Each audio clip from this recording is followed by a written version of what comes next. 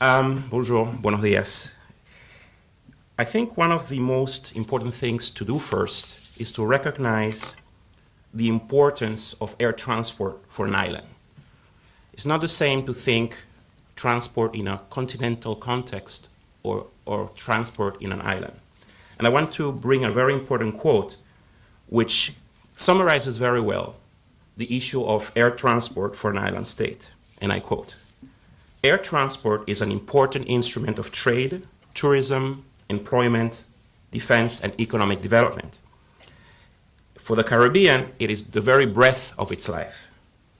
Its role in making possible intra-Caribbean travel for social and business purposes is also critical, and its absence will reduce the populations of several small states to being virtual prisoners on their own islands."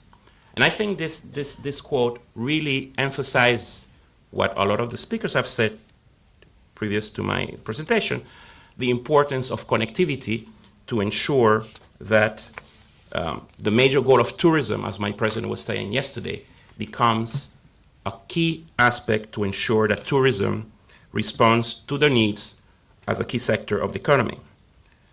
I think the chairman of CTO last night said a very, very important expression, which says that we need to maximize ways to brand ourselves as one Caribbean. And being a one Caribbean also means promoting more intra-Caribbean tourism. You also need to know that Caribbean as a region is 4 times more dependent on tourism than any other region in the world. So that means that we need to give ourselves, from a government technical perspective, the right conditions to make tourism work in its maximum way. I'm going to take, for example, the example of Martinique and Puerto Rico, being myself from both islands. And we can look at ways that the main source of tourism destination from the origin, it's not the Caribbean, it's the United States and it's France.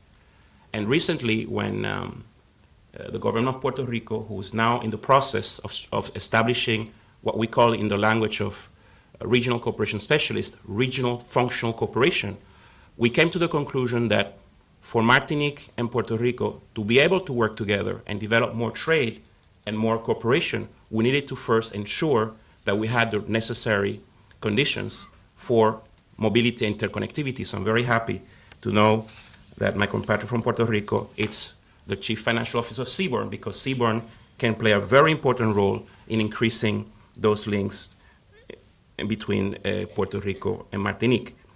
Knowing that for the development of intra-Caribbean tourism, then the notion of multi-destination tourism becomes then a critical factor.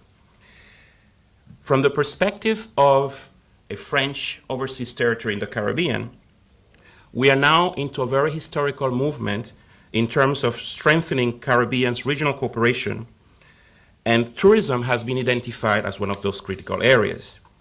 In the terms of Martinique, what we have tried to do is to increase Martinique's presence in regional governance institutions like the Organization of Eastern Caribbean States, where Martinique is now in the process of becoming an associate member. And in that process of negotiating, we also have identified tourism and transport as a critical sectors for this cooperation to be developed.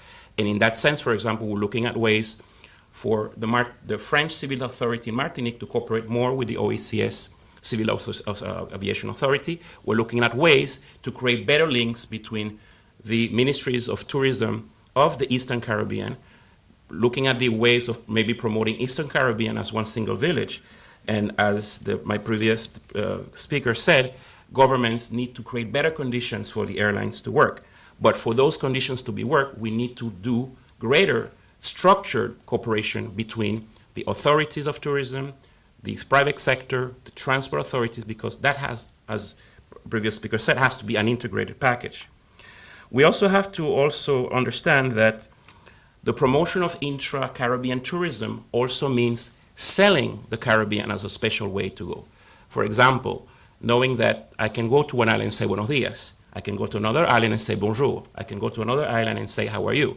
So that specificity of the Caribbean as having different sources, different cultures, is a key factor in terms of respecting the sustainability of its island, and the fact that, you know, in the one wider, what I would call a wider Caribbean multi-destination package is something, maybe a concept that can come from this conference. Because if you look really at the source of tourism, sometimes when you, for example, organizing a conference, like next week, I'm responsible to help the energy department to organize the major energy renewal conference. I've been really losing my time in terms of access, connectivity. It's a nightmare. It's stressful. You cannot get from one place to another. You don't have easy connections. So this is also a great obstacle in allowing intra-Caribbean tourism to be developed. As a final note, I also want to say that it's all about strengthening the linkages between tourism and other economic sectors and other policies. We need to work as one Caribbean. We need to develop a culture of understanding that if defensive reactions do not allow for multi-regional, multi-Caribbean approach to our tourism development, it's going to be really difficult. We need to combine regional resources for critical mass and the creation of a competitive force. Providing efficient, adequate, and affordable intra-Caribbean and transport is a critical condition. We also need to understand that no business should seek to perform as a social service. This is all about firms do not do business just for social dimension, but at the same time, air transfer for the region is also a critical aspect to create a social cohesion.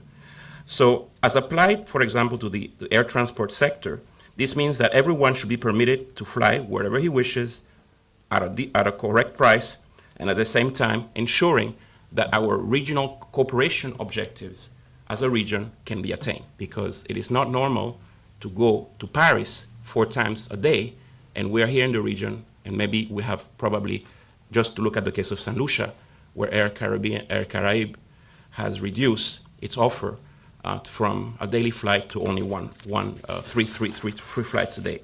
Knowing that the Caribbean is also one of the largest tourist markets in the world and a critical sector for our Western Caribbean countries. And finally, I also want to say that as we try to create a single Caribbean, a single market and economic community, it is very important that an intra-regional transport system be established. Thank you very much.